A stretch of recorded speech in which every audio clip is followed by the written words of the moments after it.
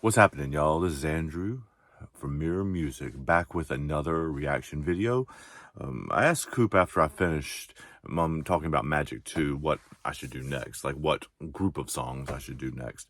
And there'll be lots of others in smaller doses from different projects upcoming. But he said, why don't you do Magic 1? So I'm going to do Magic 1. We're going to start at the beginning and with Speechless today, and we'll move our way through the record. I haven't sat down and listened through this record in a while. I remember I listened to it, I think it came out Christmas, like a year and a half ago, maybe? I think that's right. So I remember listening to it like a couple days after that and really liking it, but I haven't listened to it closely in a while. So look forward to having a re-listen to it, and we'll see what we think.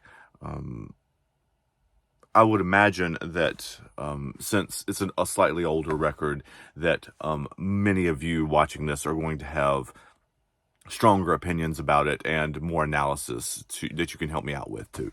So I'll just tell you what I hear, and we'll go from there. So this is Speechless.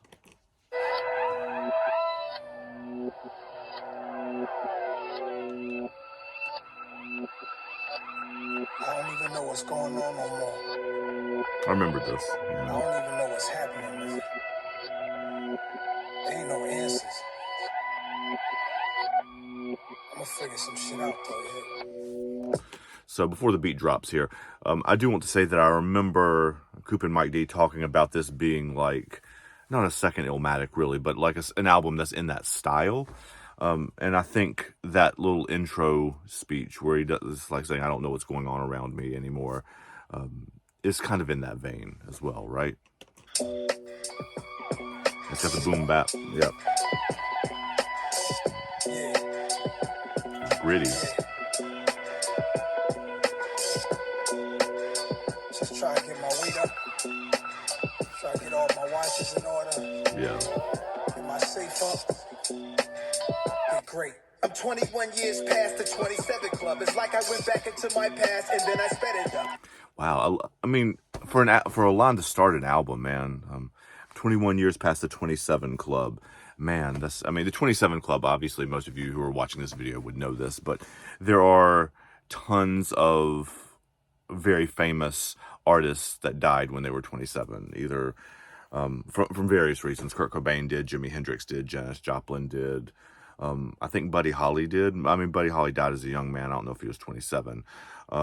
There are others too that I'm not remembering at this moment, but there have been a bunch of them. So that's what he's referring to, and obviously we know from the past few years of history that Nas is on a huge run of great albums, but he's acknowledging that, right? Like this is, in some ways, this is not something that somebody 21 years past the 27 Club would make him 48 when he was writing this song. This is not a thing that somebody of that age normally does. It's very unusual. Winehouse and Morrison too, yep. Home of the gully gangs and the gruesome and the scary stuff. I told my brother jump up and they gon' go through hell with us. They don't have a history in the streets that compare with us. Hood niggas, they wanna be us. Thugs in the St. Regis, only thing undefeated is time. The second is the internet, number 3 is this rhyme. Before security. Whoa, we're gonna go back and hear that again. I love that. Say it again. The second is the internet, number 3 is this rhyme. Thugs in the St. Regis, only thing undefeated is time. The second is the internet, number 3 is this rhyme. What a great turn of phrase. You have the only thing undefeated is time, but then he names two other things that are undefeated: the internet and this rhyme.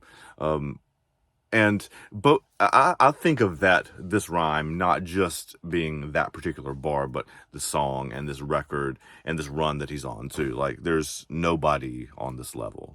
Before security, my dog had to sneak in the 9. God must be on my side. I had to eat and provide. My winning streak is divine.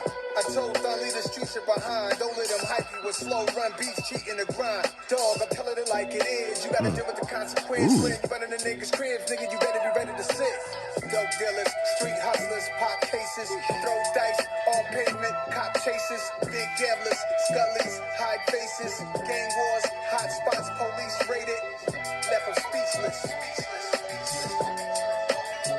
Now, there's some Nas songs for me anyway that I don't recognize the hook the first time through because everything is so lyrically dense, but that one's an obvious one.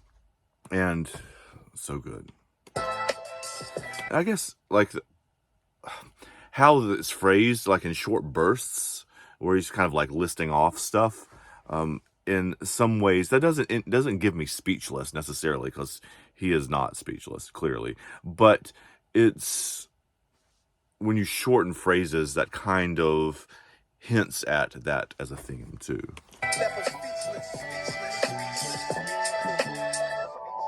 Pick her down on his luck, rapper Betty Broker. The arrogance of a crackhead, mad at a weed smoker, or a pill taker.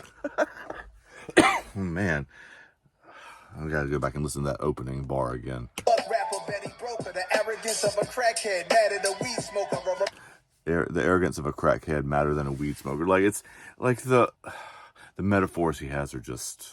pill taker who hated the still wine drinker, a killer who used a gun to hate on a knife swinger. I get it, it's who the latest, we in competition. Y'all did it first and me to death, I got a proposition. You and your brother stop plotting on each other, plot on millions.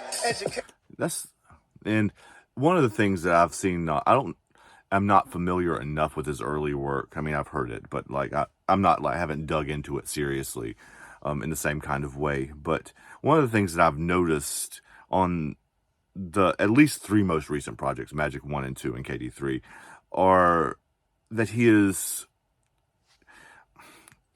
working on his, like, wise old sage self, right? Like, there's a lot more advice in these records than I've seen in most songs in most places. And I mean, if you're going to take advice from anybody, this is a great, especially if you're trying to make it in the hip hop game or whatever, this is the guy to take advice from, right?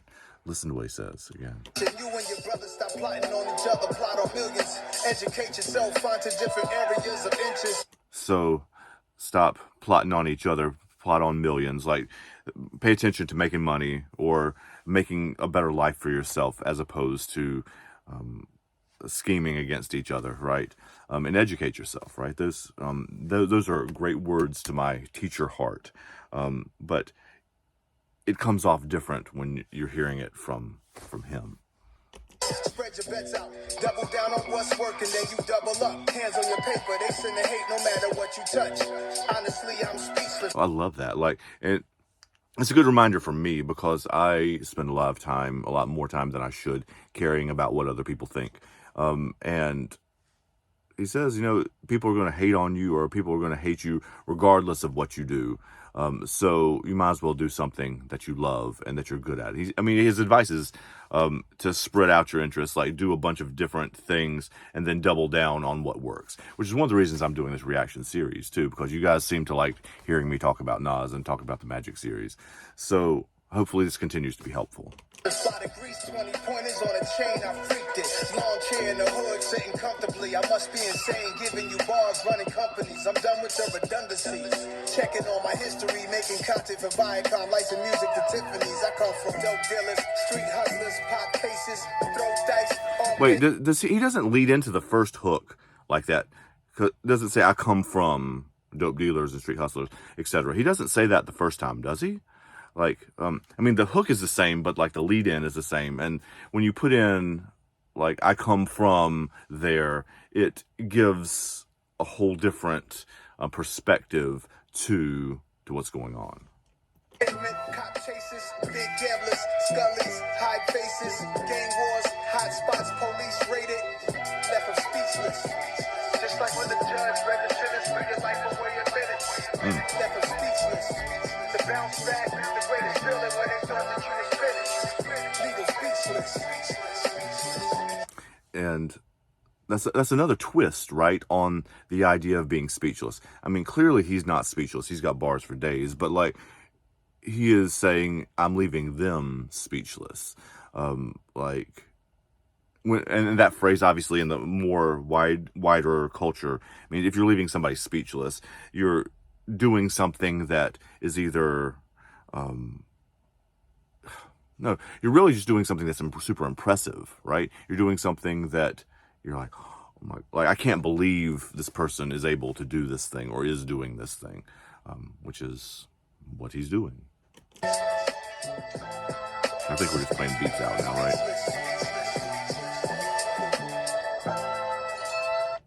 Yeah. So this is a great like opening. Like one of the things that I've noticed that he does really well, and better than most that I know, is opening statements. They're almost, if I'm being English teacher hat for a second, it's a thesis statement, right? It is a statement of intent, right? It is a statement of what I am doing and what I'm about to do, right? And you're giving, he's telling us what's coming, that both that I have been leaving people speechless on this run, and am going to leave you speechless. Like, and in the sense too that you're not going to be able to say anything to me after this run, right? Like nobody has anything for me. Nobody has anything that they can say to him anymore because of this run, which is leaving you speechless, right?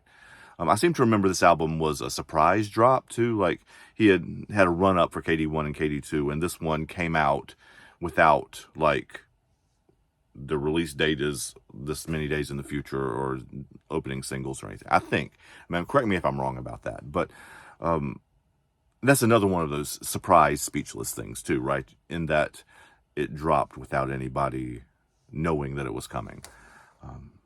Yeah, so I look forward to continuing to do this series. I love this song. We're going to do Meet Joe Black and Ugly next, both of which are great songs too. So look forward to seeing you next time. Take care, y'all.